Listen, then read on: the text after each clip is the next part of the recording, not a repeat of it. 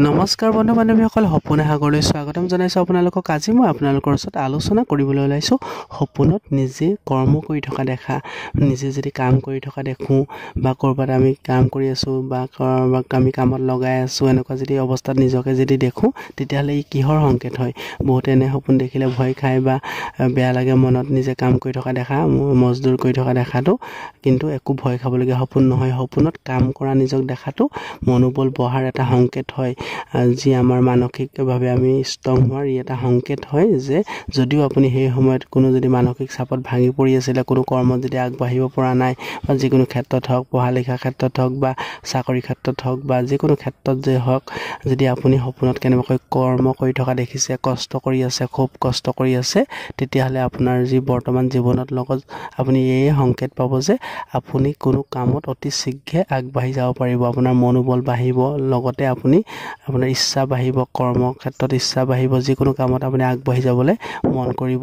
সেই সময়ত এনেকুৱা নহয় যে আপুনি সপোনটো দেখিছে আৰু নিজে যেনে নহয়, আপোনাক এইয়ে ইংগিত দিছে যে সপোন শাস্ত্ৰ অনুসৰি যিজন ব্যক্তিয়ে সপোনত কৰ্ম কৰি থকা দেখে বা খুব কষ্ট কৰি থকা দেখে, তেতিয়াহ'লে সেইজন ব্যক্তিৰ বৰ্তমান জীৱনত যি তেওঁ মনোবল, যি চিন্তা কৰি থাকে, সেই চিন্তা চৰ্চাৰ দ্বাৰা তেওঁ অতি শীঘ্ৰে উন্নতি পথত আগবাঢ়ি যাব পাৰিব। যি কৰ্ম কৰে সেই কৰ্মত হয়তো বেছিকৈ তেওঁ আৰু কষ্ট কৰিলে বেছি উন্নতি কৰিব পাৰিব বা নতুন কিবা কৰ্ম তেওঁ হাতত ল'বলৈ যদি চিন্তা কৰিছে, সেই সময়ত যদি সেই কাম কৰে, সেই কামৰ দ্বাৰা তেওঁ উন্নতি লাভ কৰিব পাৰিব। যিহেতু আগৰ দিনত যিটো সপোন আছে, এনেবোৰ কথা মানুহে জানি নিজৰ জীৱনটো পৰিচালিত কৰিছিলে আৰু এনে সময়ত বৰ্তমান যুগতো কিন্তু বহুতে এই কথাবোৰ মানি চলে।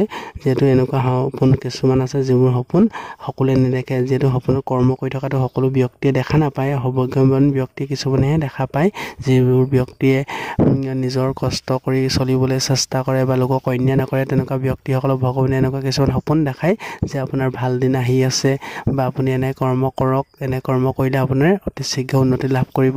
সপোন কিছুমানে আমাক কিছুমান সপোনৰ এমাহ দুমাহৰ পিছত ফলাফল দিয়ে, কিছুমানে এবছৰ লাগে বা কিছুমান সপোনৰো সপ্তাহৰ ভিতৰতো ইয়াৰ ফল দেখিবলৈ পোৱা যায়।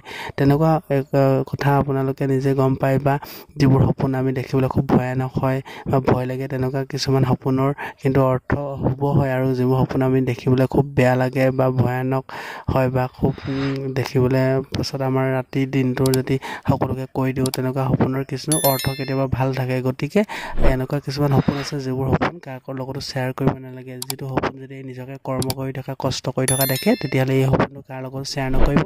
ই আপোনাৰ মানসিকভাৱে সুস্থ হোৱাৰ ই এটা ইংগিত হয়। লগতে আপোনাৰ টকা পইচাৰ যি সমস্যা, এই সমস্যা দূৰ হোৱাৰ আপুনি নিজৰ কৰ্মৰ দ্বাৰা সেই আপোনাৰ সমস্যা দূৰ কৰিব পাৰিব। আপোনাৰ মনোবল বঢ়াৰ লগতে আপুনি যিকোনো কাম কৰিবলৈ আগবাঢ়ি যাবলৈ আপোনাৰ মনটোত নিজে আপুনি চেষ্টা কৰিব পাৰিব। নিজে গম পাব এনেকুৱা সপোন দেখাৰ পাছত আপোনাৰ মানসিকভাৱে সুস্থ হ'ব। যদি কিবা আপুনি কৰ্ম কৰিম বুলি ভাবি আছিলে, সেই সময়ত এই কৰ্ম কৰক, সেই কৰ্মত আপুনি উন্নতি লাভ কৰিব পাৰিব। গতিকে সপোনত নিজকে কৰ্ম কৰি থকা দেখা বা লোকক কামত লগোৱাটো যদি দেখিছে, তেতিয়াহ'লে এইটো আৰু ভাল সপোন হয়। এনেকৈ দেখিলে আপোনাৰ জীৱনত আপুনি বেলেগক হয়তো আপোনাৰ আণ্ডাৰত বা কোনোবা চলিবলৈ পাৰিব বা আপুনি এনেকুৱা কিছুমান কাম কৰিব পাৰিব যি কামৰ দ্বাৰা আপুনি প্ৰশংসাপ্ৰাপ্ত হ'ব।